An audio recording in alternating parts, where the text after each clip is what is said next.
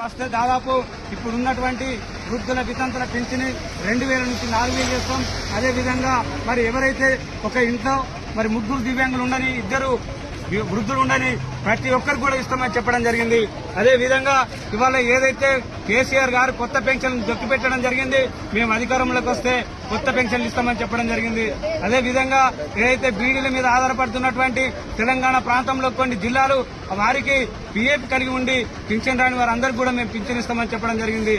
అంటే ఇవాళ 20 నెలలు గడుస్తున్న ప్రభుత్వం అనేక పథకాలు అమలు చేస్తూ మరి ఏదైతే పేద వర్గాలకు సంబంధించినటువంటి పేద వర్గాలకు ఉపయోగపడే పెన్షన్ మీద ఆధారపడే వారికి మాత్రం పెన్షన్ పెరుగుతలేదు. కానీ ఇవాళ ఏదైతే మరి ఉన్నత వర్గాలకు చెందినటువంటి ప్రతిపక్ష నాయకుడు కేసీఆర్ కావచ్చు, అదేవిధంగా మరి అధికార పార్టీ సీఎం గారు మరి రెడ్డి ఉన్నత వర్గాలకు సంబంధించిన నాయకుడు కాబట్టి ఉన్నత వర్గాలకు ఏదైతే రైతులకు ఉపయోగపడే పథకాలు, అదేవిధంగా భూస్వాములకు ఉపయోగపడే పథకాలు మాత్రమే ఇలా రైతు బీమా కావచ్చు, రైతు బంధు కావచ్చు, ఇతర పథకాలు అమలు చేస్తూ పేదలు ఏదైతే పెన్షన్ మీద జీవించేటువంటి పేదల పెన్షన్లు పెంచకుండా ప్రభుత్వం మొండి వైఖరి వహిస్తుంది.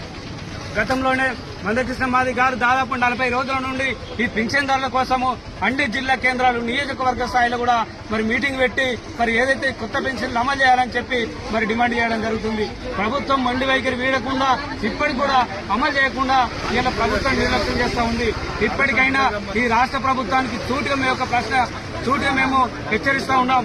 ఏదైతే స్థానిక ఎలక్షన్ లో నువ్వుగిన మరి పింఛన్దారులకి పెంచకపోతే భవిష్యత్తులో మందకృష్ణ మాది గారి నాయకత్వంలో ఏదైతే నీ స్థానిక ఎలక్షన్ లో ఖచ్చితంగా బుద్ధి చెప్పే విధంగా ఇలా పెన్షన్దారులు గాని మరి వృద్ధులు గాని వితంతులు గాని అందరూ కూడా సిద్దమైనరు.